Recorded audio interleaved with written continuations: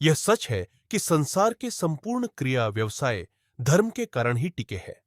सुख और शांति की परिस्थितियों का जन्मदाता धर्म है। लोक जीवन में वह आज भी किसी न किसी रूप में विद्यमान है। जिस दिन धर्म का पूर्णतया लोप हो जाएगा, उस दिन संसार को सर्वनाश से कोई बचा न सकेगा। इस युग में जो अधर्माचरण बढ़ रहा है, उससे मनुष्य की नैतिक अवस्था, सुख और शांति में बड़ा व्याघात उत्पन्न हो रहा है। किसी के मन में संतोष नहीं है। मात्र स्वार्थ, भोग और शोषण का जाल फैला है। इस जंजाल में ग्रसित मनुष्य बुरी तरह छटपटा रहा है, पर त्राण का कोई रास्ता उसे सूझ नहीं रहा है। राह एक ही है, धर्म। वेद, उपनिषद, स्मृति, पुराण आदि धर्म शास्त्रों में इसी तत्व का निरूपण हुआ है। जिस युग में धर्म की प्रधानता रही, वह युग सतयुग कहलाया। सतयुग में सुख और संपन्नता का आधार धर्म होता है।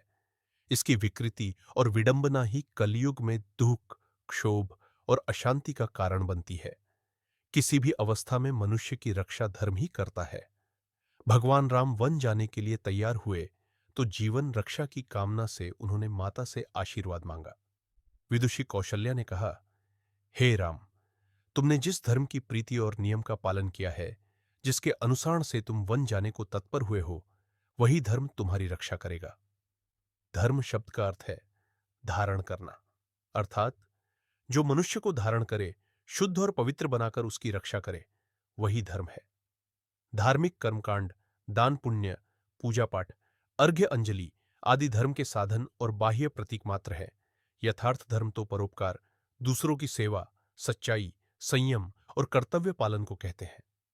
धर्म पर चलने का अर्थ है इन बातों का पालन करना, इन्हें अपने व्यवहार और आचरण में आश्रय देना। किंतु देखते हैं, इस युग में पाप और अधर्म ही अधिक बढ़ रहा है।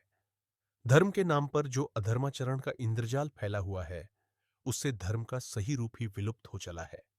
इसे लोगों ने ठगी का मार्ग बना लिया है, पर इससे कुछ लाभ नहीं होता। धर्म का फल पाना है तो इसे अपने जीवन में घुला डालो। आपके प्रत्येक रोम रोम में, विचार और कर्म में सर्वत्र ही धर्म समाविष्ट हो, तो आप एक अलौकिक आनंद से प्रत्येक क्षण भरे पूरे रहेंगे।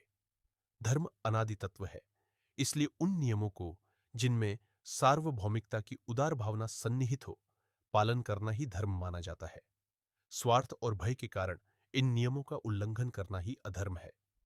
परपीड़न, द्वेष, निंदा, छल, कपट, झूठ, बेईमानी आदि बुराइयां मनुष्य की स्वार्थपूर्ण संकीर्णताओं के कारण होती है। इनसे सर्वजन हिताय की सामूहिक भावना का अतिक्रमण होता है, जिससे दूसरों को दुख मिले या औरों के हितों पर आघात पहुंचे, वह धर्म नहीं कहा जा सकता।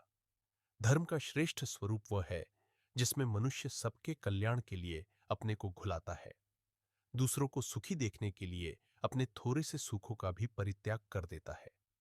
सबकी रक्षा के लिए जो अपने प्राण हवन कर देता है, वह सच्चा धर्मनिष्ठ कहलाने का अधिकारी है।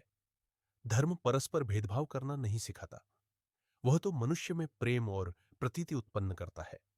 सबको भाई मानना और सबके साथ समानता का व्यवहार करना ही उसे प्रिय है। वह जाति पाति के, जीव जीव के शारीरिक भेद को नहीं मानता। पंडित श्रीराम शर्मा आचार्य।